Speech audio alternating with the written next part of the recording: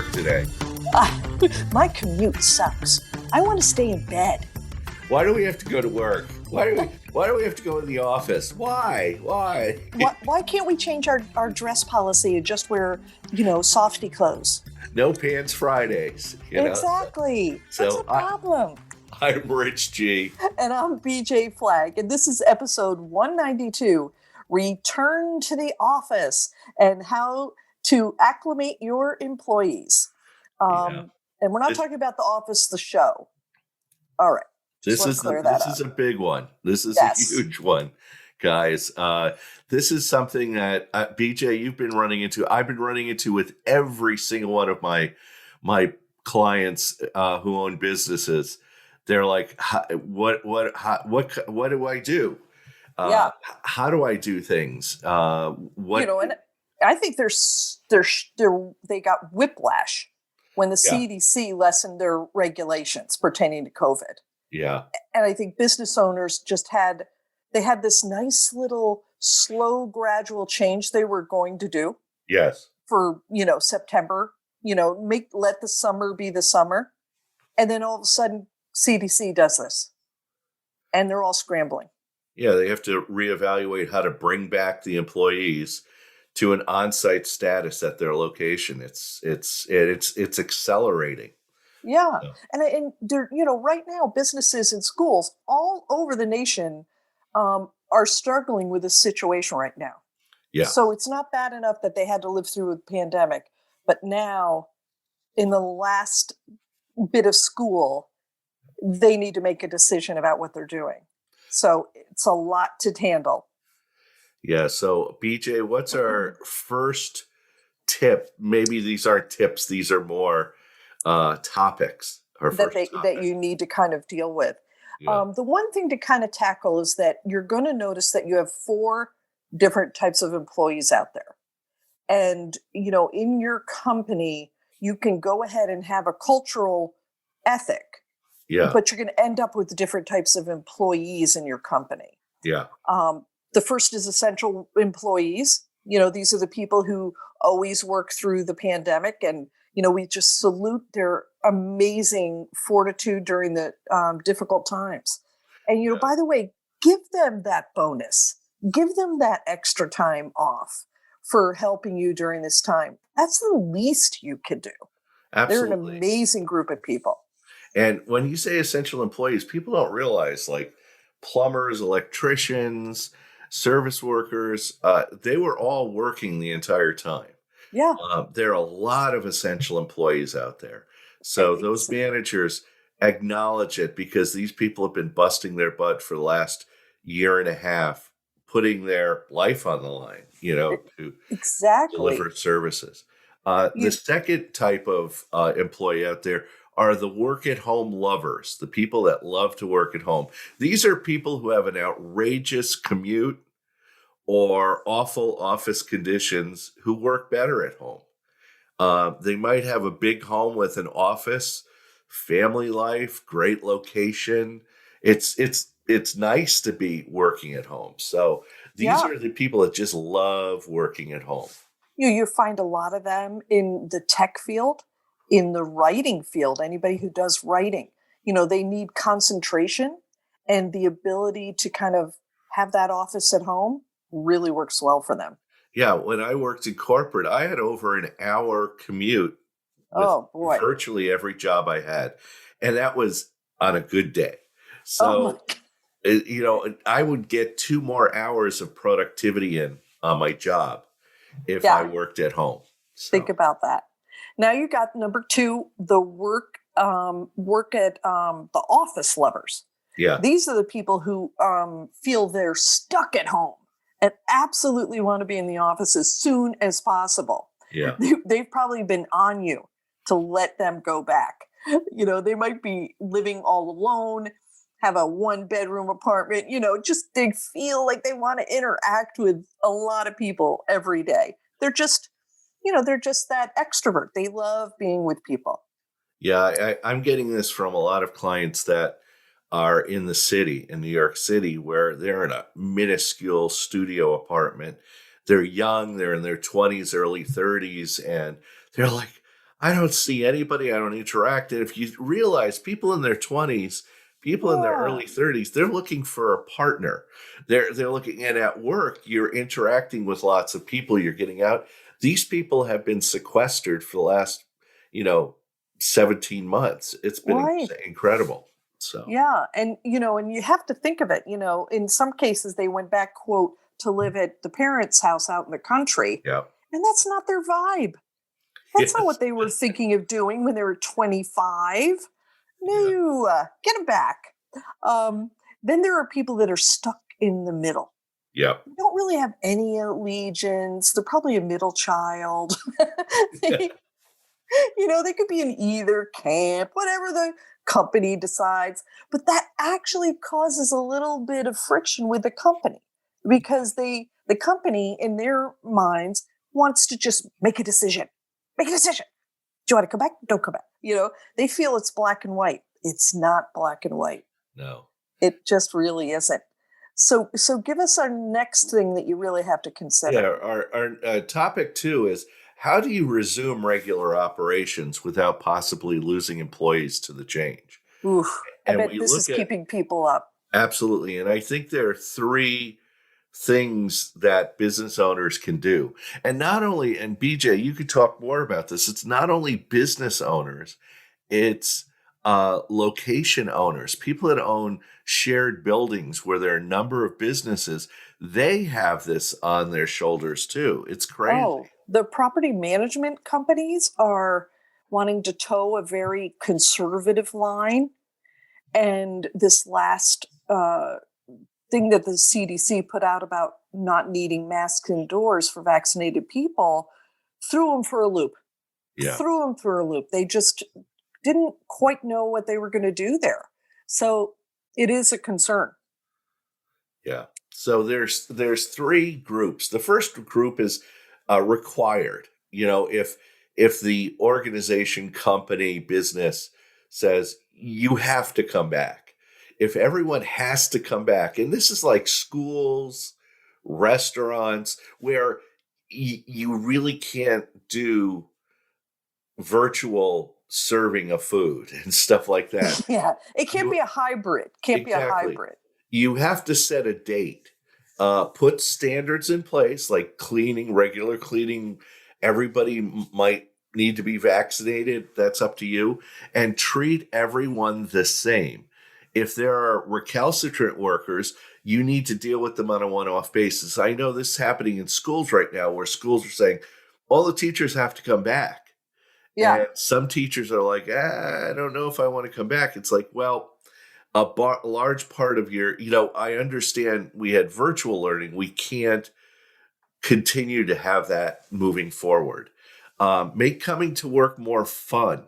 And that's something that a lot of business owners forget, is that make it like a party that everybody wants to attend, serve food, lunches, uh, hmm yeah. We'll have go into that more in the next exactly. thing. But also, can you consider flexible work? Can you develop a system that allows workers to have flex time in the office and then working at home? Yeah. In many positions, this might be the best option for some companies. It shows that you care. And it also, it understands their work life balance and how they might be able to satisfy all three different types of workers. Yeah, BJ and I were talking about this. We think this is going to be the norm, that companies are going to say once a week or maybe twice a week you can work at home, Yeah, but we need you in the office. And frankly, you really need to be in the office. Even when I had employees that were in California, I tell them, you need to show up, fly out here and spend a week right. just getting FaceTime with people. So you're not this amorphous person all the time. Exactly. You just really uh, working at home steps up your game of understanding that you need to be in front of people. So it does get tricky. And then finally, you have some companies that have talked about total work at home, like Facebook was talking about, you could work at home forever. Some companies have embraced the work at home concept and have offered total work at home for many of their employees. It cuts down on the office cost, the commute time loss. It increases work life balance for many employees, but Mhm. some workers might want the in person experience. Right. And I almost see that the companies are going to identify different types of workers that can do it. So, they're going to be looking at you and saying, well, you were very productive during the pandemic. You were able to get a lot done at home. You seemed extremely focused. And what do you think? Do you like it? And another person will say, I want to be at the office every single day, but you were so good at home. I mean, you did, no, I really, so it's almost like identifying pods of people in the company to make sure that that can happen. You never had to deal with that before, but Yeah. that probably is something going forward will need to be dealt with. It's like sales. If you are in sales and you've Great been doing example. your sales via webcam and it's been working, that's fine. But ultimately, when we go back to hopefully where we were before, where you're selling in person, Right. it that's a metric that you can't argue with. It's if you're making a lot of sales in person, you can't argue with that. But then again, there might be people that are really good over webcam. So Right. Right. So we're going into the a stage right now where we're going to have this ambiguity. yeah, Some people will accept it as a hybrid and they're going to keep it. And then other companies are going to go, nope, everybody back. So it's going to be a time, for the next year where we're going to see a lot of shifting. yeah. Uh, The analogy I could use in that for this is years ago, you had to wear a suit to work. You had to yes. dress up. And Right. then they started doing casual Fridays or Yes. Casual casual Fridays. summers, over the Exactly. summer. And then it just stuck. It just like, you know what? Why are we doing that? And then upper management that were made up of all of these really old people were like, you got to wear a suit, That's all and right. you got to wear. And then it got to you could just do casual all the time. And so there's going to be like an evening out. When we went casual, people were wearing shorts, ripped jeans and stuff. Oh, They're yeah. like, you can't Had to do that. rein that in. Yeah, rein it in. So what's our topic 3? um, Time for team building. Yeah. This is going to be one of your biggest jobs going back.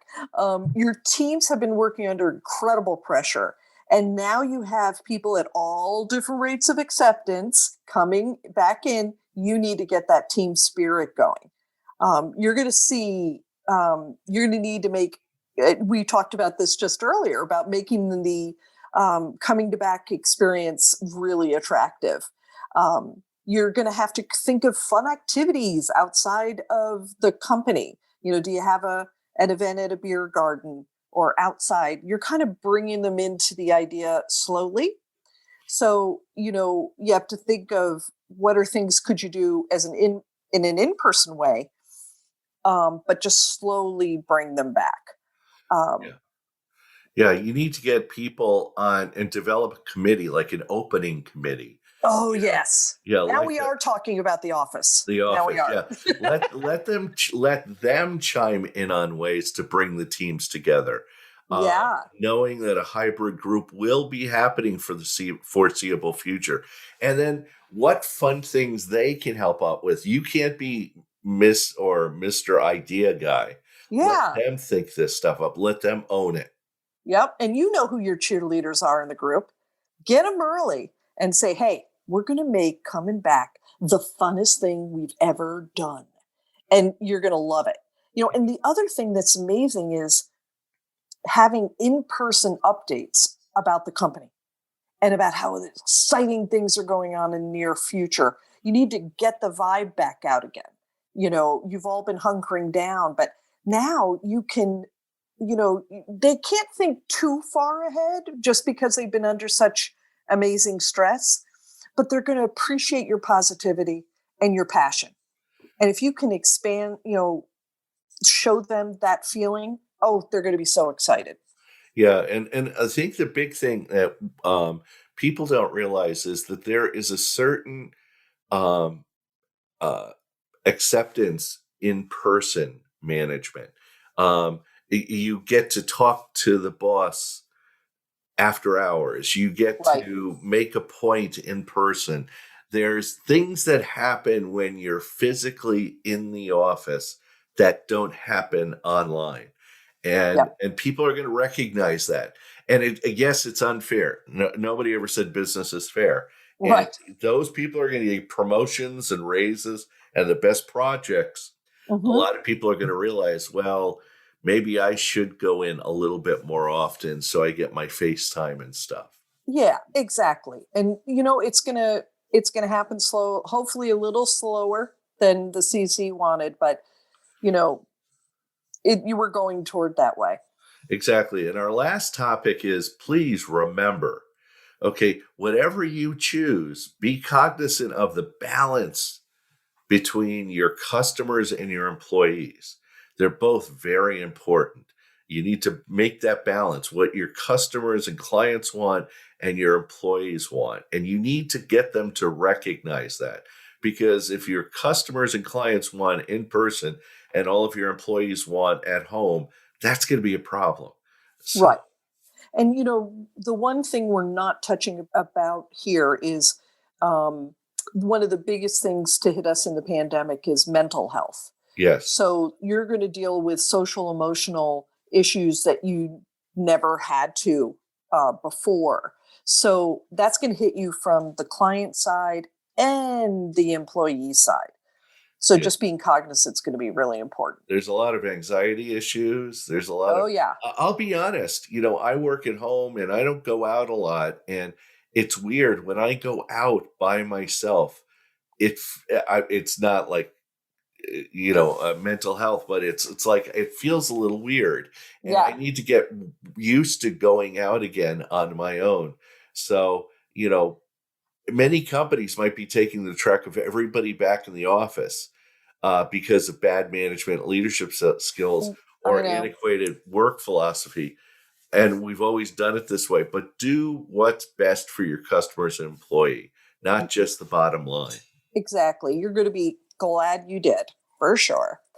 We don't have a book today.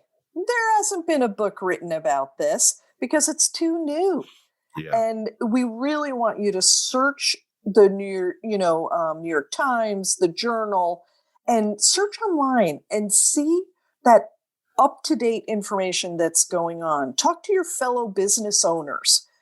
There's just people out there that are going to be able to help you kind of come to what the great decisions. And of course, we would like you to talk to your business coach and your marketing firm because let's get that right message out there. Exactly. It's so important because this is so new. And I'll be honest, there are so many articles I'm reading that are online, that are in the Wall Street Journal, New York Times, all these other newspapers. Right. They're all writing about it and, what people are doing. And we've given you some basic directionals. They're a lot like Oh, BJ said at the start. This isn't black and white. This isn't binary. There are many shades of gray with this, and you can learn how to handle it. That's perfect for your business. exactly. And one every single one of these topics we spoke about, you could drill down on Yeah. and realize that, oh, I need to know more about that. And really doing a little bit of your homework is going to make for a really happy team once everybody does settle out. And that's it. Sponsoring our podcast today is New Renew Brand Marketing. As a full service brand marketing company, BJ's firm will act as your marketing partner and get your startup off the ground or your division to soar. Branding, messaging, websites, and support materials, BJ's team does it all. Go to newrenew.com, that's NURENU.com, and go check them out. And are you looking to grow your business? You definitely need to speak to Rich G, who is our other sponsor this week. Rich has helped hundreds of businesses thrive in bad times and grow exponentially in good times. Schedule a free 30-minute chat with Rich G at richg.com. Learn how Rich can energize your business. I promise he will deliver at least one powerful idea to make your business zoom. in 2021. Thank you to our producer, editor, and king of creative, Richard Scalzo, the man who makes everything happen with our podcast, bringing you the best small business podcast every Tuesday. Have an unbelievable week. Catch you later.